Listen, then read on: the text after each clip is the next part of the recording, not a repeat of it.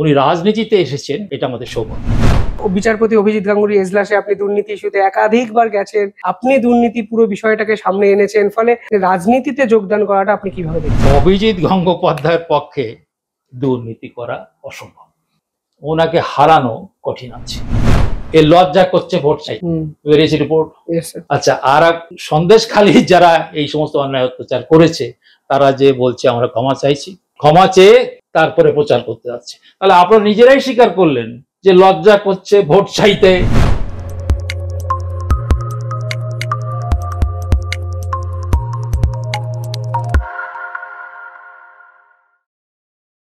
নমস্কার, আপনারা দেখছেন দ্য ইন্ডিপেন্ডেন্ট বেঙ্গল।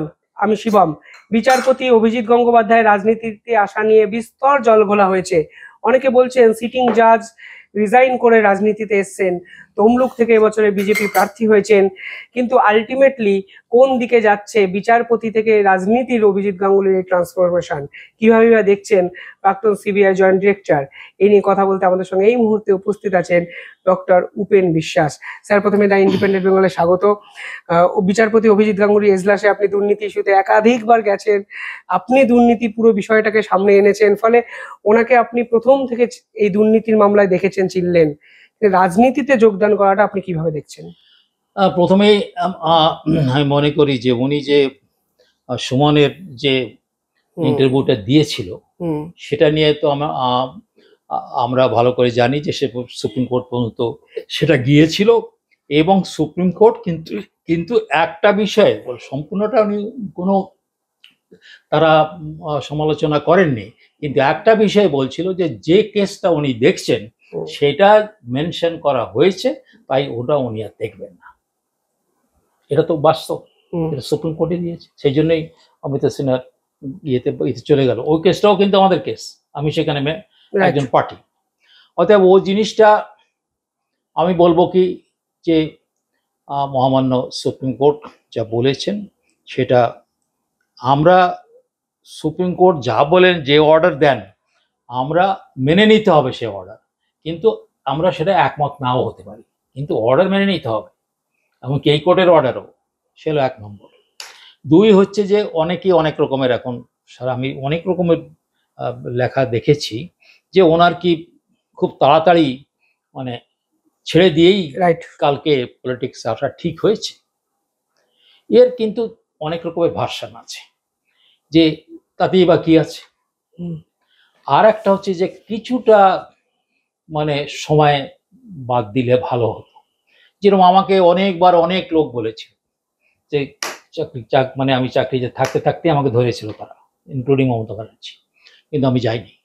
এমনকি আলটিমেটলি যখন গেলাম তখনও 10 বছর পরে, আমি যখন রিটায়ার করেছি তার 10 বছর পরে আমি গেলাম, তাও রিল্যাক্টেন্টলি। আমি বলবো কি যে আমাদের দেখো আমার দ্বারা কাজ হয় না, তবু এই এখন একটা পরিবর্তনের সময় তাই গেলাম। এইবার হলো কি যে আমি আর একটা দৃষ্টিভঙ্গি থেকে দেখছি যে জাস্টিস গঙ্গোপাধ্যায় তিনি একজন জাজ ছিলেন, এবং তিনি এখন রাজনীতিতে এসেছেন। তার যদি ওই এক্সপেরিয়েন্স দিয়ে সে ভালো করে দেখতে পারে সমাজের কে চোর কে চোর না, কে ডিসঅনেস্ট কে ননেস্ট না, তাহলে সে যদি সেই তার নিজের জীবনে যা দেখেছে, জীবনে যা করেছে, সেইটাকে যদি বাস্তবে রূপায়িত করতে পারে একজন পলিটিশিয়ান হিসাবে, আমি বলবো কি দ্যাটস এ বিগ গিফট। এর থেকে বড় পাওনা হয় না। কেননা এই সমস্ত মানুষ কিন্তু মানে তাদের অন্যদিকে যাওয়ার কোনো পথ নাই। অভিজিৎ গঙ্গোপাধ্যায়ের পক্ষে দুর্নীতি করা অসম্ভব। রাজনীতিতে এলেও আপনি বলছেন রাজনীতির ওখানে কি হতে পারে, রাজনীতিতে সবাই যে উনি যে পার্টিতে করেছেন সবাই যে সৎ থাকবে এমন কোনো কথা না, কিন্তু তাকে আর টাচ করতে পারবে না। আমাকে তো পারলো না, আমি আমার নিজের কথা বলা, আমিও তো এখানে 10 বছর থাকলাম, কোনো কথা বলা যায় না। কেন আপনি যদি কোনো পার্টি, আমি ওই কথাটা কিন্তু তুমি সেদিন ছিলে কিনা আমাকে বলা হলো যে আপনি কেন একটা এফআইআর করালেন না। আমি দেখুন, আপনি যদি একটা পার্টিতে থাকেন এখানে ভাগ হয় কি কোনটা করবে, ওটা আমার দায়িত্ব ছিল না। আর সেই পার্টির বিরুদ্ধে আপনি কোনো কথা বলার আপনার রাইট নেই, বেরিয়ে যান তখন বলেন, কিন্তু থেকে আপনি একটা যে কোনো একটা টিমে বলেন যাই বলেন, তার মধ্যে থেকে আপনি পাবলিকলি ক্রিটিসাইজ করবেন, ভেতরের মধ্যে কথাবার্তা হতে পারে। অতএব আমি মনে করি কি যে ওনার একটা, আমি বলবো কি যে পশ্চিমবঙ্গের পক্ষে একটা সৌভাগ্য যে এইরকম একটা লোক, যে তাকে তো ওখানে কিনতে পারে নাই। তো যখন উনি উনি দুটো কথা বলেন, একটু কথাবার্তা উনি বলতেন, সেটা ছেড়ে দিন, কিন্তু তাকে কেউ বলতে পারে নাই যে সে কোনো অন্যায় কাজ করেছে বা তিনি সৎ লোক না, এই তো অভিযোগ তো নেই। তাহলে তো সুপ্রিম কোর্টই দেখবে সেটা। অর্থাৎ এইরকম একটা মানুষ যে পলিটিক্সে এসছে, মানে সেই আশাটা কি না, মানে ওই সময় আসা ভালো কি না তা নিয়ে কিন্তু বিতর্ক আছে। আমি তা নিয়ে কোনো কোনো স্পেসিফিক আমার মতামত আমি দিতে পারি না, কেন এই বিষয়ে কিন্তু অনেকের মধ্যে কনফিউশন আছে, মানে কনফিউশন না, মানে দ্বিমত আছে, একমত না। কেউ বলছে না যেতে পারে, আগে এরকম অনেকে গিয়েছে, আবার কেউ বলছে না আর একটু পরে গেলে হয়তো হতো। অর্থাৎ ওই বিষয়টাকে বাদ দিতে হবে, কিন্তু ফ্যাক্ট যে উনি চলে এসেছেন এইটা তো বাস্তব। তো এইরকম একটা মানুষ যদি আসে, তাহলে আমি বলবো কি এটা পশ্চিমবঙ্গের জন্য, সে যে পার্টিতে থাকুক, উনি তৃণমূলেও আসতে পারতেন, আর এক পার্টি, আমি তো পার্টির মধ্যে যাচ্ছি না, উনি রাজনীতিতে এসেছেন, এটা আমাদের সৌভাগ্য। স্যার, এবার তমলুকে যেরকম প্রার্থী তালিকা ওর বিরুদ্ধে দেওয়া হয়েছে, ওর বিরুদ্ধে তৃণমূলের দেবাংশু ভট্টাচার্য লড়ছে, আইনজীবী বামেদের সায়ন লড়ছেন, ফলে জয় নিয়ে আপনি কিভাবে দেখছেন এবং যেটা উচিত কিনা মানুষ তো এই প্রশ্ন এখন তুলছেন, আপনি কিভাবে দেখেন স্যার প্রশ্নটা? না, এখন কথা হচ্ছে যে এইটা না, ওইখানকার তো আমরা জানি না, এটা আমি বলবো তোমরাই পারো ওখানে গিয়ে ভালো স্টাডি করে, এরকম কিন্তু লেখাটাকে এখনো বেরোয় নাই, লেখা বেরোয় নাই, কিন্তু মানুষ কিন্তু দৌড়চ্ছে ওর পেছনে, এটুকুন আমরা ভিজুয়ালি যা দেখতে পাই। আমার মনে হয় ওনাকে হারানো কঠিন আছে, কঠিন আছে। আর এই ছেলেটা নতুন, একটু উল্টো পাল্টা কথা বলে কিন্তু আমি ওকে একদিন ওই ইয়েতেই বলেছিলাম যে তুমি যেটা বলছো ঠিক না, কিন্তু এই হচ্ছে ফ্যাক্টস, এই হচ্ছে স্ট্যাটিস্টিক্স, এরকম হওয়া দরকার।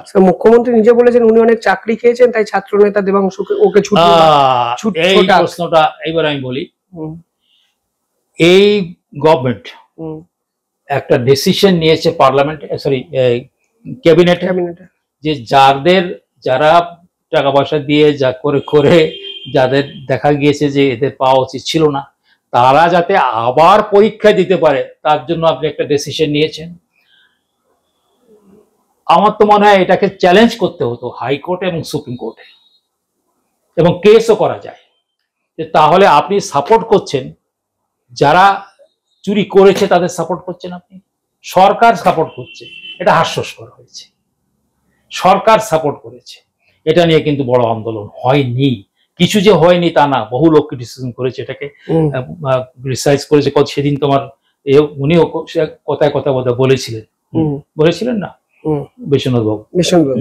তো এইটাতে আমি বলবো কি যে এই জায়গায় থেকে উনি অন্তত কিছু তো, আমি ফিরে আসি আবার, যে এইভাবে তো করাটা তো ঠিক না। যে লোকগুলো কাগজ ব্ল্যাঙ্ক পেপার দিয়ে চলে এসেছে, সে চাকরিতে থাকবে না থাকবে কি হলো, উনি কি করে খেলেন? আর যে চুরি করেছে তাকে বার করে দেওয়াটা গৌরবের বিষয়, চাকরি খাওয়া কেন বলবেন? এর প্রতিবাদ করছি আমরা। আর একটা কথা হচ্ছে যে আমরা যদি এই যুগ সন্ধিক্ষণে আমরা যদি প্রতিবাদ না করি, তাহলে অন্যায় কাজ করা হবে। দেবাংশুকে ছুটিয়ে বার করুক, মানে এই ধরনের কথা আপনি কিভাবে দেখেন? না, এই কথাবার্তা পারো না। আমি সে যাই হোক, কিন্তু ও অনেক সময় ইলজিক্যাল কথা বলে, কিন্তু এরা কি হয়, যেরকম কি বলে ফেলেছিল একদিন ওই যুক্তি তক্কতে, যে আমাদের যারা ভালো, যারা হচ্ছে আমাদের পার্টি, যেমন অনুব্রত, যেমন এই শাহজাহান, বালু, মানে জ্যোতিপ্রিয়, তাদের বিরুদ্ধে। আর তখন তো এই সুমনই বলেছিল যে উপেন্দা তো সেই কথাই তো বলছেন যে যারা ক্ষমতায় থেকে এই কাজ করছে তাদের তো তুমি সাপোর্ট করতে পারো না। আজকে এই যে রেশন দুর্নীতি তা নিয়ে তো কেউ তো বলতে পারে নাই যে দুর্নীতি নয়, তাহলে তো সুপ্রিম কোর্ট হাইকোর্টই বলতো না কোনো ইনভেস্টিগেশন দরকার নেই। মিউনিসিপ্যালিটি করাপশন ওই নিয়োগ নিয়ে যদি দেখতো যে হাইকোর্ট যদি দেখতো, তারা মনিটর করছে, তারা যদি দেখতো যে ইট ইজ ইউজলেস, তাহলে তারা বলতো না তোমরা তদন্ত করো। তাহলে এগুলো তো মেনে নিতে হবে। কিন্তু তাদের যদি আপনি বললেন দে আর ইউর বেস্ট, এখন Shahjahan is not your best worker. এখন আর আপনি বলছে কেন? কদিন আগে একটা রিপোর্ট দেখছিলাম, উত্তর 24 পরগনার সভাধিপতি এবং তিনি একজন তোমার এই মেম্বার অফ দি অ্যাসেম্বলি, সে গিয়েছিল মিটিং করতে। সেখানে বলা হচ্ছে কি যে এ লজ্জা করছে ভোট চাইতে, বেরিয়েছে রিপোর্ট। আচ্ছা, আর সন্দেশখালী যারা এই সমস্ত অন্যায় অত্যাচার করেছে তারা যে বলছে আমরা ক্ষমা চাইছি, ক্ষমা চেয়ে তারপরে প্রচার করতে যাচ্ছে। তাহলে আপনারা নিজেরাই স্বীকার করলেন যে লজ্জা করছে ভোট চাইতে, ক্ষমা চাচ্ছি ভোট চাইতে। তুমি এখানে বসে লাফালাফি যাই করো, যদি গ্রাসরুট লেভেলে তারাই তো ভোট নিয়ে আসে, তারাই তো মানুষকে হাত দিয়ে পারুক, জোর করে পারুক, মানে মেসমারাইজ করে পারুক, কান্নাকাটি করে করুক, যে করে করুক, তারাই তো এসে বুথ লেভেলে নিয়ে আসে। তারা বলছে যে এই লজ্জা করছে ভোট চাইতে, তা নিয়ে কোনো কথা বলেনি। কিন্তু মুখ্যমন্ত্রী কোনো কথা বলে নাই, তারা তো ওখানে মুখ্যমন্ত্রী, তাই নাকি? তাই নয় কি? তাহলে সেই কথাটা আপনারা বলছেন না কেন? যে আপনার নিজের লোকেরাই বলছে যে ভোট চাওয়া লজ্জা, সে পার্টির হোক। আমি যদি, আমার কাছে তো এটা রিসার্চের বিষয় যে পার্টি এ সে যে বলছে আমাদের ভোট চাইতে লজ্জা করছে, আবার পার্টি এ সেই পার্টি বলছে কি যে এখন প্রচার করতে যেয়ে তার প্রথমেই আমাদেরকে আপনারা আমাদের ক্ষমা করেন, ক্ষমাটা বড় বড় খুব মূল্যবান জিনিস, মহান জিনিস, ক্ষমা চাইছে, এরপরে কোনো কথা থাকে?